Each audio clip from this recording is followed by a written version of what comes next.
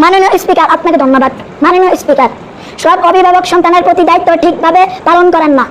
কেউ সন্তানের খোঁজ নেন না, কেউ পড়াশোনার খবর রাখে না, কেউ আবার সন্তানের সময় দেন না, ফলে অনেক সন্তান ভুল পথে চলে যায়। আমরা জানতে চাই এই সমস্যার সমাধান কি? মাননীয় স্পিকার, আপনাকে ধন্যবাদ। মাননীয় স্পিকার, অভিভাবক হলেন সন্তানের প্রথম শিক্ষক। তাদের দায়িত্ব সন্তানকে ভালো শিক্ষা দেওয়া, সৎ পথে চলতে শেখানো। আল কোরআন আমাদেরকে সন্তানদের সঠিকভাবে গড়ে তুলতে শিক্ষা দিয়েছে।